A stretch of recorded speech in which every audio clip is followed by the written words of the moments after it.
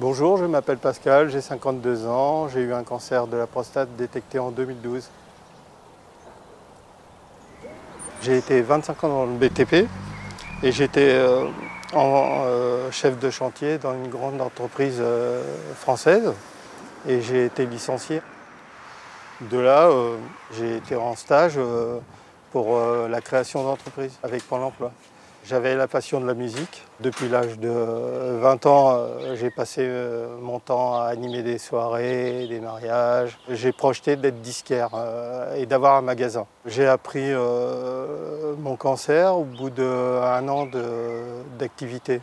J'ai attrapé le cancer de la prostate et avec des lésions dans la vessie. C'était un grand choc. Je m'étais battu pour créer mon projet. Vraiment, j'avais tout calculé pour que ça marche. Alors le traitement du cancer pour la prostate, pour les gens jeunes comme moi, c'est la radiothérapie, chose que j'ai fait pendant 3 ans avec 2 mois et demi de séances au quotidien. Et puis c'est un traitement hormonal. On est atteint d'incontinence, on a des saignements permanents, on ne contrôle plus notre vessie, on perd ses moyens, on perd confiance en nous. Il y a Internet où j'ai démarré deux magasins avec des plateformes, une aux USA et une en France. J'avais prévu de vendre sur Internet et de faire les marchés, les salons de disques.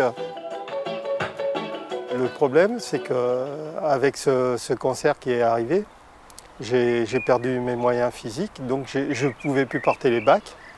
Donc Cap Emploi, c'est un organisme qui s'occupe des handicapés, des gens malades, qui sont censés nous reclasser à des postes plus ou moins adaptés à notre handicap.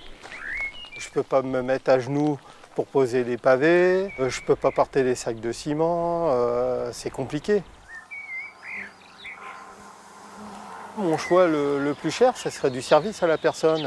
Donc j'en ai parlé avec eux, le service à la personne. Il y a plein de branches qui peuvent déboucher, mais le service à la personne, pour eux, c'est porter les gens, les manipuler, donc ça ne va pas avec mon handicap. Donc ça bloque. Pour l'animation, il fallait des diplômes, ça bloque encore. Le problème, c'est que mon handicap invisible, les gens, quand ils me voient, ils se disent il n'est pas malade, il va bien.